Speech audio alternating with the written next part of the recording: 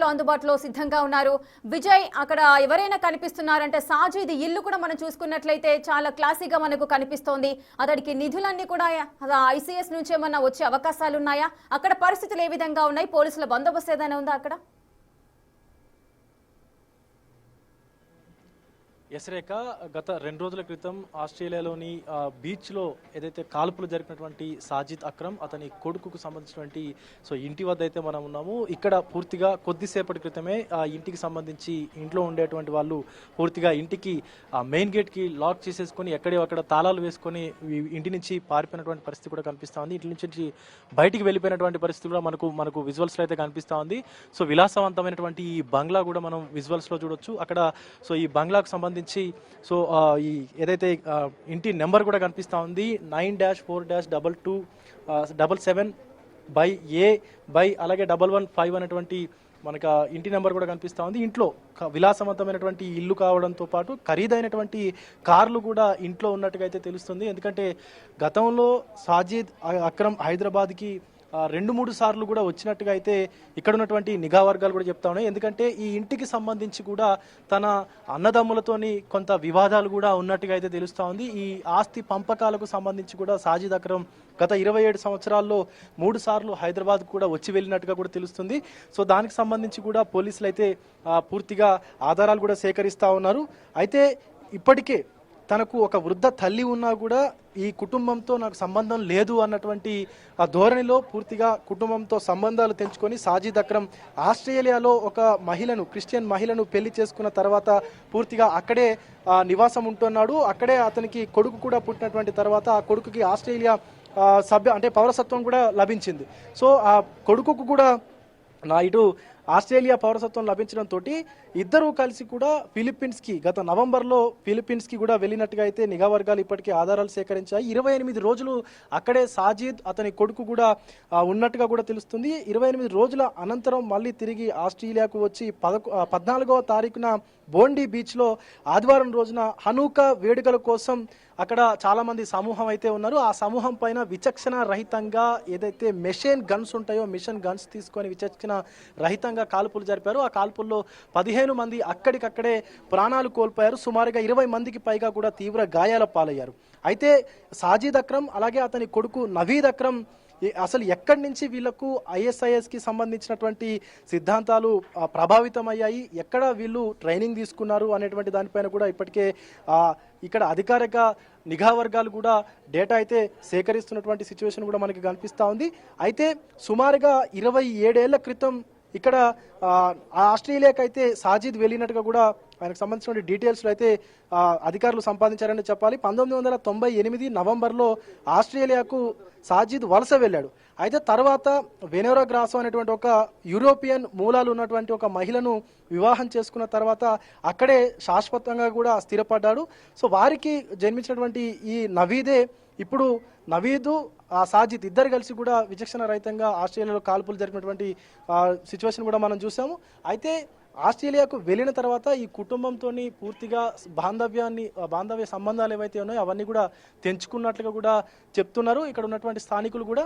ముఖ్యంగా టోలీ చౌకీలో ఈ భవంతి ఏదైతే విలాసవంతమైనటువంటి ఖరీదైనటువంటి భవంతి ఏదైతే కనిపిస్తూ ఉందో ఈ బిల్డింగ్కు సంబంధించి కూడా ఇక్కడ కొన్నిసార్లు 2-3 సార్లు ఇక్కడికి వచ్చినప్పుడు హైదరాబాద్కి వచ్చినప్పుడు కూడా దీనికి ఏదైతే ఆస్తి వివాదం ఉందో దానికి సంబంధించి కూడా తన సోదరులతోని కొన్ని గొడవలు జరిగినట్టు కూడా తెలుస్తుంది.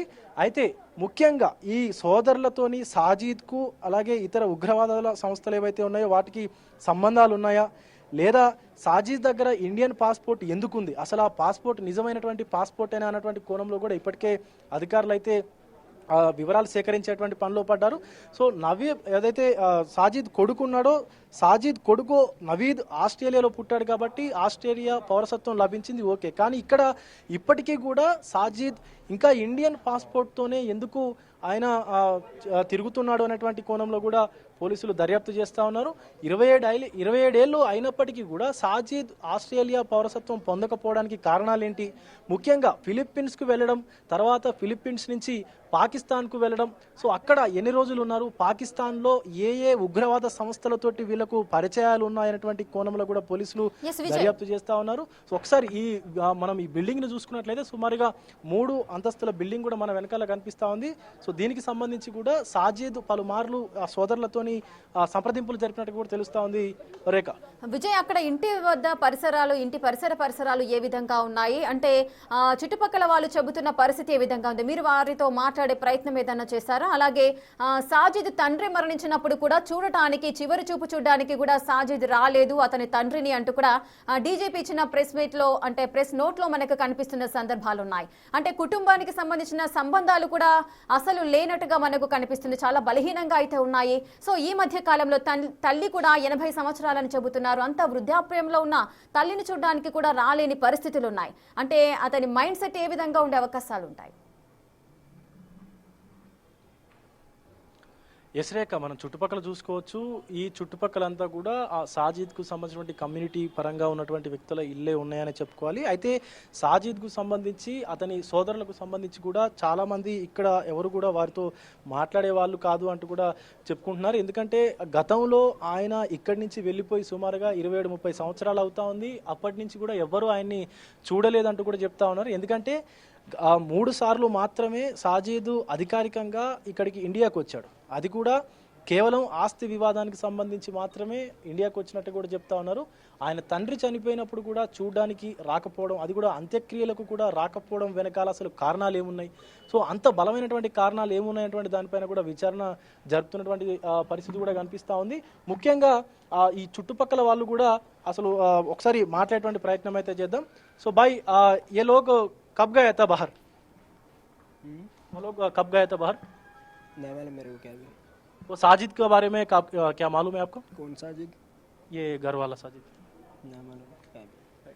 సో చూస్తా ఉన్నాము, పక్కన ఉన్నటువంటి వాళ్ళు కూడా సాజిద్ గురించి అడిగినప్పుడు ఏమీ తెలియదన్నటువంటి సమాధానాలు చెప్తా ఉన్నారని చెప్పాలి. ముఖ్యంగా అసలు సాజిద్కి సంబంధించి గతంలో ఎప్పుడైతే 3 సార్లు ఈ ఇంటికి వచ్చి వెళ్ళాడో అప్పటి నుంచి కూడా అసలు ఎవరు ఆయనని గుర్తుపట్టలేనటువంటి విధంగా ఉన్నాడంటూ కూడా చెప్పుకుంటా ఉన్నారు. చుట్టుపక్కల వాళ్ళకి అసలు ఆయన ఎలా ఉంటాడో కూడా తెలియదు అనేటువంటి ధోరణి అయితే కనిపిస్తుంది. ఎందుకంటే ఇప్పుడు మనం అడిగినప్పుడు కూడా సో వాళ్ళెవరు అసలు తెలియదు అనేటువంటి సమాధానం అయితే చెప్తా ఉన్నారు. సో ముఖ్యంగా లోపల చూసుకోవచ్చు, ఇంటి పర్యావరణం చూసుకున్నట్లయితే పూర్తిగా ఒక ఖరీదైనటువంటి కార్లు కావచ్చు, లేకపోతే ఈ బిల్డింగ్ మొత్తం దృశ్యాలు చూసుకోవచ్చు. 3-4 అంతస్తుల బిల్డింగ్ అయితే ఇక్కడ కనిపిస్తూ ఉంది.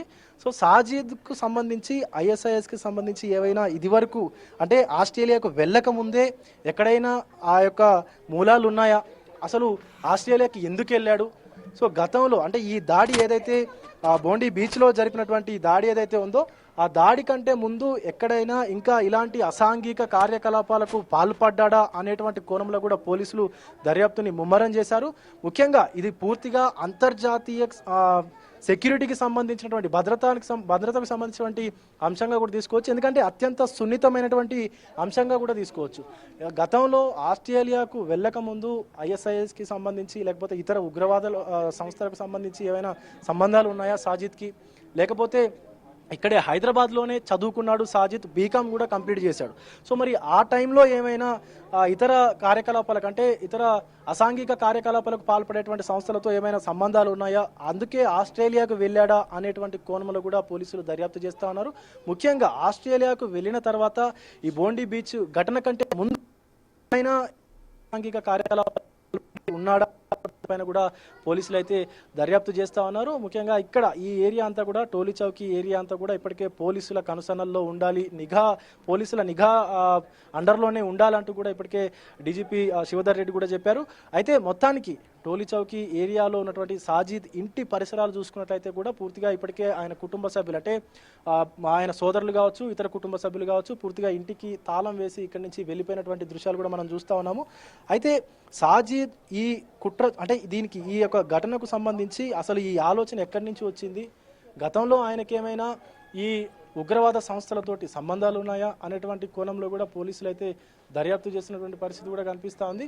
సో ఒక్కసారి వాళ్ళతో కూడా మాట్లాడేటువంటి ప్రయత్నం అయితే చేద్దాం. పోలీసులు సంబంధించి కూడా అధికారులు అయితే కొంతమంది మనకు అందుబాటులో ఉన్నారు, మాట్లాడేటువంటి ప్రయత్నం చేద్దాం. సార్, ఎప్పుడు ఖాళీ చేశారు సార్ వీళ్ళు? అంటే అంతకుముందు ఏమైనా వీళ్ళకి సంబంధించిన వివరాలు ఏమైనా తెలుసా సార్? తెలియదు, నేను ఇప్పుడే వచ్చాను. సాయి రైట్, పోలీసులు కూడా ఇప్పుడే సాజీద్ ఇంటికైతే చేరుకున్నారు. రేఖ, ముఖ్యంగా ఈ ఇంటికి సంబంధించినటువంటి డీటెయిల్స్ ఏంటి, గతంలో ఎవరెవరి పేరు పైన ఈ ఇల్లు ఉంది, లేకపోతే ఈ ఇంట్లో ఎవరెవరు ఉండేవాళ్ళు, వచ్చినటువంటి ఇదివరకు ఈ ఇంటికి సంబంధించి ఎవరైనా కొత్త వ్యక్తులు వచ్చి వెళ్ళారా అనేటువంటి కోణంలో కూడా పోలీసులు దర్యాప్తు చేస్తున్నారని చెప్పాలి.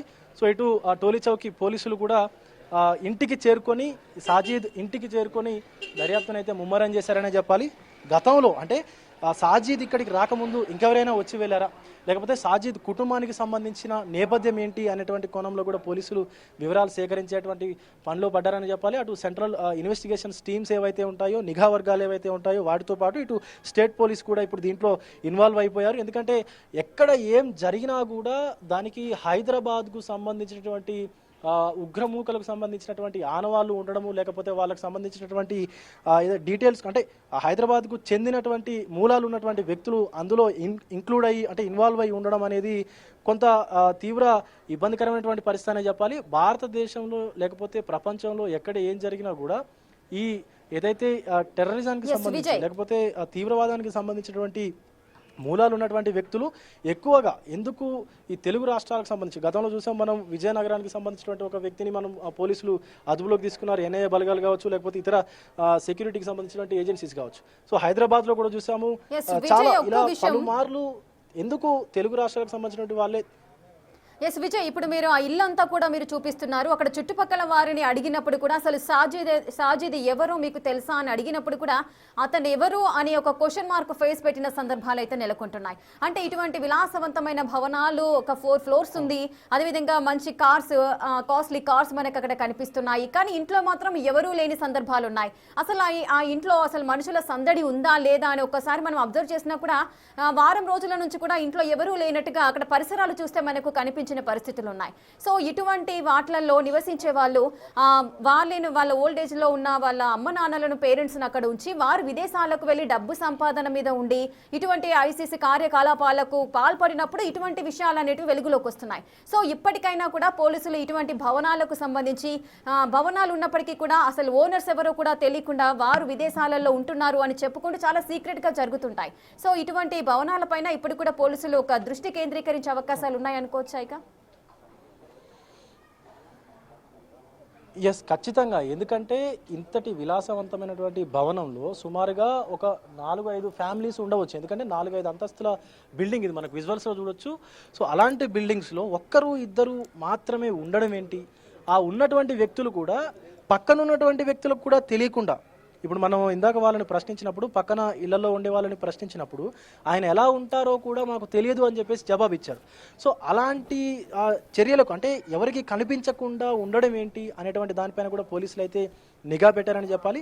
అయితే ముఖ్యంగా ఇక్కడ సాజీద్ ఫ్యామిలీ కూడా గత 2 రోజుల నుంచి ఇక్కడే ఉన్నట్టుగా చెప్తా ఉన్నారు. కానీ ఎప్పుడైతే సాజీద్ వద్ద ఇండియన్కు సంబంధించినటువంటి ఇండియన్ పాస్పోర్ట్ దొరికింది అన్నటువంటి ఇన్ఫర్మేషన్ ఎప్పుడైతే తెలుసుకున్నారో అప్పటి నుంచి కూడా పూర్తిగా ఇంటిని ఖాళీ చేసి వెళ్ళిపోయినట్టుగా కూడా ఇక్కడ ఉన్నటువంటి కొంతమంది మాట్లాడుతూ ఉన్నారు. దానికి సంబంధించి పోలీసు అధికారులు కూడా ఇంకా ధృవీకరించాల్సినటువంటి అవసరం ఉంది. కానీ ఆ పాస్పోర్ట్, ఇండియన్ పాస్పోర్ట్ సాజీద్ దగ్గరికి ఎలా వెళ్ళింది, ఎందుకంటే 27 సంవత్సరాల క్రితం ఆస్ట్రేలియాకు వెళ్ళినటువంటి ఒక ఇండియన్ పౌరుడు ఖచ్చితంగా ఆ దేశానికి సంబంధించినటువంటి పౌరసత్వాన్ని కూడా సేకరించవచ్చు, తీసుకోవచ్చు. మరి అలాంటప్పుడు ఇండియన్ పాస్పోర్ట్ మీదనే ఎందుకు ట్రావెల్ చేశాడు? అటు ఫిలిప్పీన్స్ వెళ్ళినప్పుడు, అలాగే పాకిస్తాన్కి వెళ్ళినప్పుడు కూడా ఇక్కడ సాజీద్ దగ్గరేమో ఇండియన్ పాస్పోర్ట్ ఉంది, అండ్ అతని కొడుకు నవీద్ దగ్గరేమో ఆస్ట్రేలియన్ సిటిజన్కు సంబంధించినటువంటి పాస్పోర్ట్ ఉంది.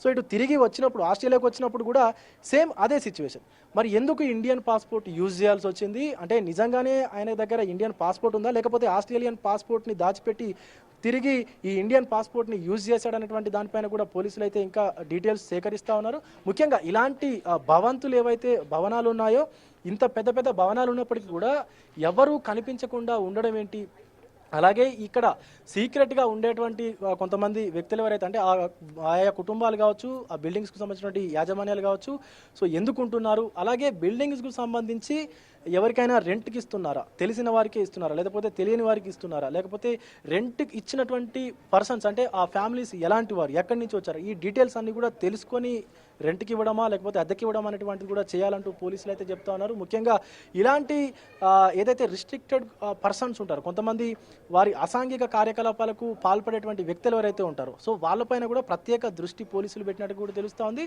ముఖ్యంగా ఇప్పుడు సాజీద్ ఇల్లనే కాదు, సో ఈ కుటుంబానికి సంబంధించినటువంటి ఎవరైతే వ్యక్తులు ఉంటారో, సాజీద్కు సంబంధించినటువంటి దగ్గర బంధువులు ఎవరైతే ఉంటారో సో వాళ్ళందరిపైన కూడా ఇప్పుడు నిఘా ఏర్పాటు చేసేటువంటి అవకాశం అయితే మనకి కనిపిస్తూ ఉంది. ఈ రేఖ. Right. Thank you, Vijay. Thanks for the live details.